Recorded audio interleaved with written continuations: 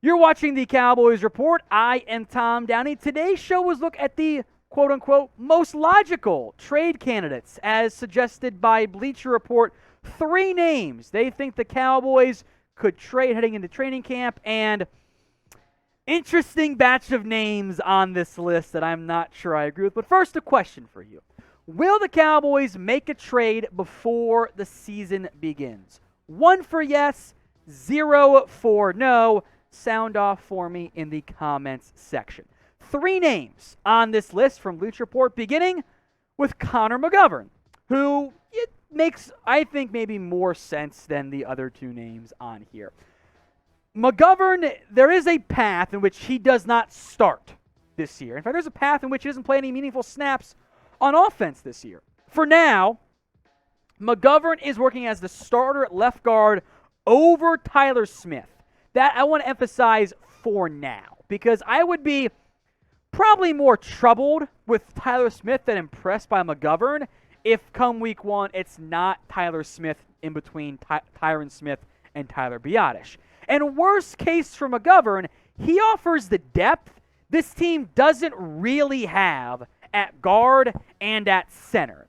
The cap savings, though, if he's traded, decent amount of money. You save some good chunk of change if you were to move on from Connor McGovern. Here's what Bleacher Report argued in favor of trading Connor McGovern. If a contender began searching for a starting caliber guard, the Cowboys should be willing to deal. Dallas knows the importance of line depth, but a team may be willing to offer up a quality day 2 draft pick and or a solid role player if it is desperate enough for interior help. Let me be clear.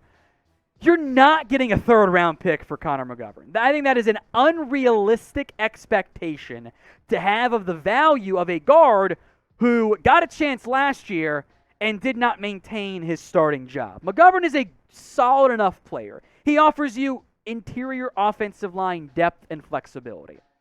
He is not worth a 3rd-round pick for 1 year left on his deal. And in the event you got a 3rd-round pick, I'd be like, okay, fine. Give me the draft pick unless he's starting games for me. But I don't see how a team makes it. I think a more likely value is like a 5th-round pick. So with that in mind, what would you guys do with Connor McGovern? Type in K for you to keep him, or type in T for you trade him. Now, we'll break down some more thoughts on this, but this is the pinned comment on today's video. What would you guys do with McGovern? If the ad break comes on YouTube, perfect timing. Head down there, type in K for keep or T for trade. It's the pinned comment on today's show. I'm typing in my K for keep, and depth is a big reason why.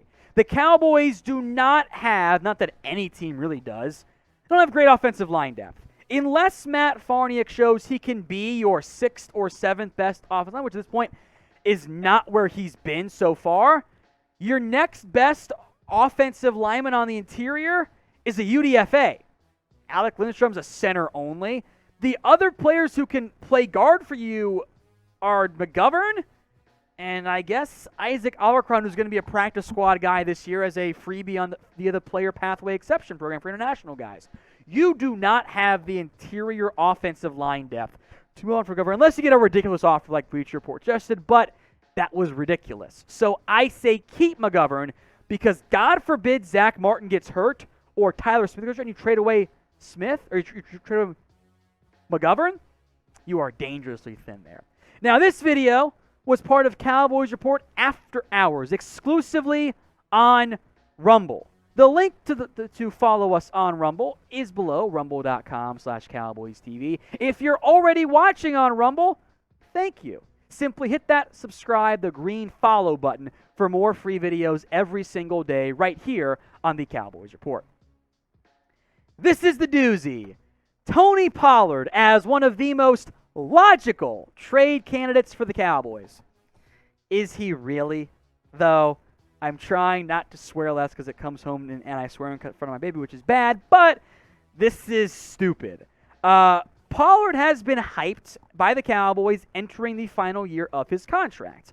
And I think I speak for almost all Cowboys fans when I say they will be better if they simply give Tony Pollard the football. And there is really no cap savings, less than $1 million, if they were to trade away Pollard since he was a 4th-round pick. Now, Bleacher Report's argument at least made me go, well, if you're offering that, maybe. Here was the BR push. Quote, keeping Pollard for at least one more year makes perfect sense. But if a team loses its starting running back or fails to find one before week 1, the 25-year-old could be a very valuable trade chip. A high day 2 pick could be realistic if the Bengals lose starter Joe Mixon for the season. That's the sort of value Dallas would have to consider, especially knowing Pollard could depart for a starting job next year in free agency anyway. That value would make me go, now wait a minute. But here's the problem. Is it realistic? Are the Bengals or any team going to trade a top 50 pick for a 1-year rental of Tony Pollard? Because that's what he'd be? No, of course not. That's not how the NFL does business. A 2nd-round pick would make me think about it. But I'd also go, I'm trying to win football games right now, and I need Pollard out there. Tony Pollard is one of my 5 best playmakers, if not one of my 4 best or 3 best healthy playmakers on the roster right now. He might not be a Cowboy next year. I acknowledge that as a possibility. But I'm not going to get a 2nd-round pick for him. So if I'm not getting a premium pick, you keep him, you idiots. Now, what do you think? Will the Cowboys re-sign Pollard next offseason? More on him coming up in a second, by the way. Type in Y for yes, they will, or N for no, they will not. Now, Pollard did something that I was not expecting. On a larger volume of touches, not a massive volume, but a larger volume, he became more efficient.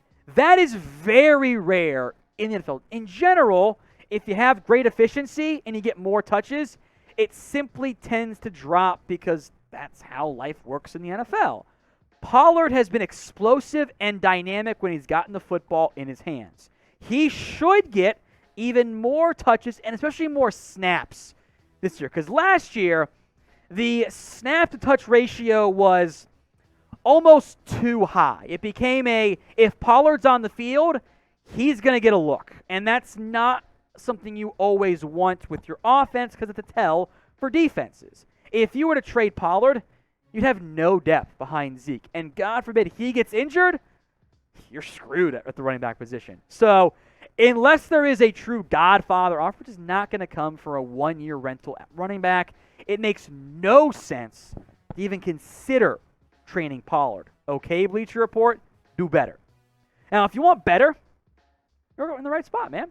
Follow and subscribe for more Cowboys videos here on YouTube and on Rumble. So if you're watching on YouTube, hit the big red button and subscribe for free videos every single day. And if you're watching on Rumble, hit the big green button so you can get free videos every single day from us here at the Cowboys Report. The uncensored ones, that's available on Rumble at rumble.com/CowboysTV.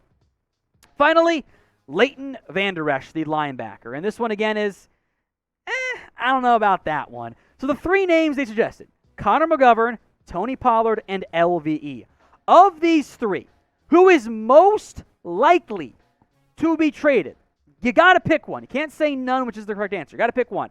CM for Connor McGovern, TP for Tony Pollard, or LVE for Leighton Vander.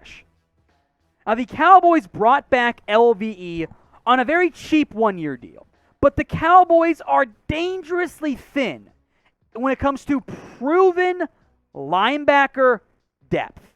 They do not have the pieces beyond LVE, beyond Micah Parsons. Now, there is some savings, $1.5 million if they were to trade him, but he's super cheap, so you'd need something decent or the young guys to drastically emerge. Here was the argument from Bleacher Report.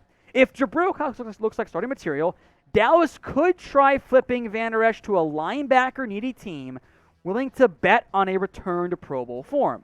The Cowboys couldn't realistically expect more than a high day 3 pick for Vander Esch. That's solid value for someone who may now be a 1-year role player in Dallas at best.